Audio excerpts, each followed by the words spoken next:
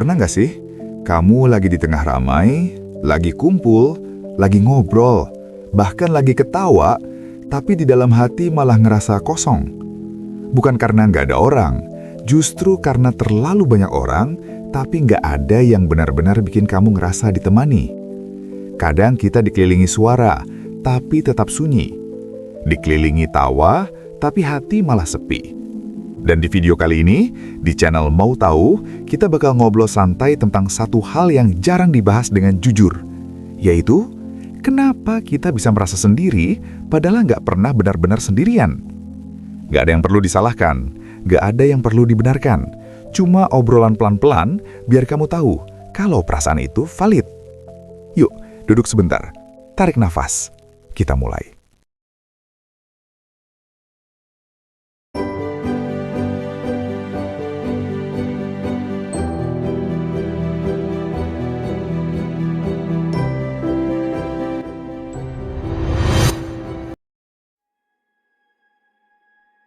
Banyak orang, tapi sedikit yang benar-benar hadir. Kadang kita duduk di tengah ramai. Ada teman, ada obrolan, ada suara ketawa. Tapi rasanya kayak nonton hidup orang lain, bukan ikut hidup di dalamnya. Bukan karena mereka jahat, bukan karena kita antisosial, tapi karena nggak semua kehadiran itu berarti perhatian. Banyak orang hadir secara fisik, tapi nggak hadir secara emosional. Makanya, walau rame, hati tetap kosong. Penjelasannya begini. Secara fisik, kita ada di sana. Duduk di kursi yang sama, minum kopi yang sama, ketawa di waktu yang sama. Tapi, secara batin kita kayak lagi duduk di bangku cadangan hidup sendiri. Ikut ada, tapi nggak benar-benar terlibat. Kadang orang sibuk dengan HP-nya. Kadang obrolan muter di topik yang nggak nyambung sama hidup kita. Kadang semua kelihatan akrab, tapi nggak ada satupun yang benar-benar nanya, kamu beneran gimana hari ini? Dan disitulah sepi muncul. Bukan karena nggak ada orang, tapi karena nggak ada yang benar-benar hadir buat kita. Obrolan ada, tapi nggak ada yang bisa didengerin. Ngobrol, ngalor ngidul, topiknya banyak, ketawanya ada. Tapi aneh, nggak ada satupun yang bikin kita pengen cerita lebih dalam. Karena kadang yang kita butuhin bukan orang banyak, tapi satu orang yang mau dengerin tanpa buru-buru nyela. Sepi itu muncul saat cerita kita nggak punya tempat pulang. Sering kejadian begini, kita pengen mulai cerita, baru buka mulut, obrolan udah pindah topik. Abo belum selesai ngomong, udah dipotong dengan cerita yang lebih seru. Akhirnya kita pikir, sudahlah, nggak penting. Padahal yang bikin hati ringan itu bukan solusi. Cuma didengerin aja sebenarnya sudah cukup. Dan saat nggak ada ruang buat cerita, keramaian terasa seperti tembok tinggi. Tertawa bareng, pulang sendiri dengan pikiran penuh. Di depan orang kita bisa ketawa paling kencang, paling rame, paling hidup. Tapi begitu sendirian, pikiran malah paling ribut. Lucunya, semakin ramai di luar, kadang semakin berisik di dalam kepala. Karena ada perasaan yang ditunda, emosi yang dipendam, dan cerita yang pernah keluar. Makanya ketawa kadang jadi topeng paling rapi. Bukan karena kita bohong, tapi karena kita nggak pingin ngerusak suasana. Namun, begitu pulang, topeng dilepas. Dan semua yang ditahan tadi antri minta diperhatiin. Makanya, capek paling jujur itu sering muncul saat sudah sendirian. Merasa asing di tengah lingkaran sendiri. Ini yang paling capek. Berada di lingkungan sendiri, tapi merasa kayak orang baru. Semua saling kenal, semua akrab. Tapi kita tetap merasa di luar lingkaran. Bukan karena kita nggak diterima, tapi karena kita belum berani jadi diri sendiri sepenuhnya. Kadang kita ikut kumpul, tapi cuma jadi pengamat. Ikut senyum, tapi hati kosong. Ikut ada, tapi nggak merasa pulang. Karena tanpa sadar kita lagi menyaring diri sendiri.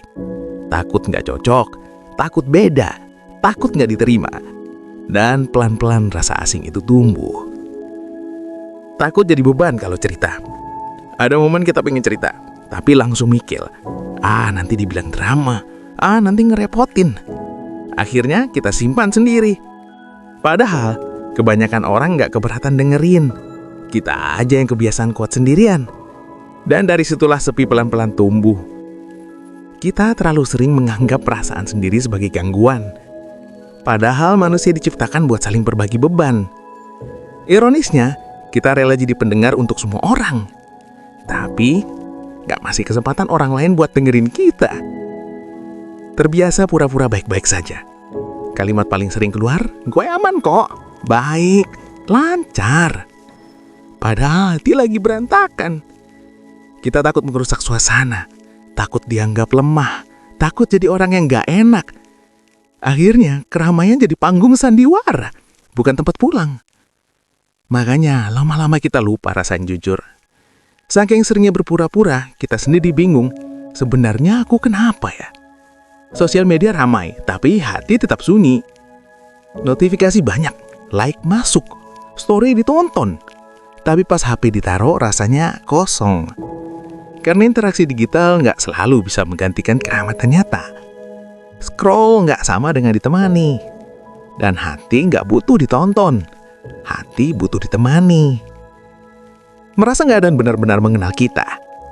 Orang tahu nama kita, tahu kebiasaan kita, tahu versi luar kita.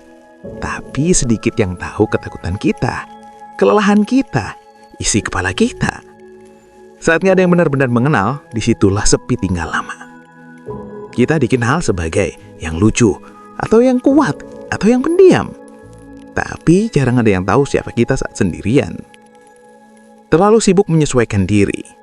Kita ketawa di jokes yang nggak lucu, setuju di hal yang nggak sejalan, ngikut obrolan biar nggak dibilang aneh. Lama-lama capek sendiri, karena terus menyesuaikan diri tanpa pernah jujur. Itu bikin hati kelelahan diam-diam. Menyesuaikan diri itu penting, tapi menghilangkan diri sendiri itu berbahaya. Keramaian jadi pelarian, bukan penyembuhan. Ada orang yang sengaja cari rame, nongkrong terus, ngumpul terus.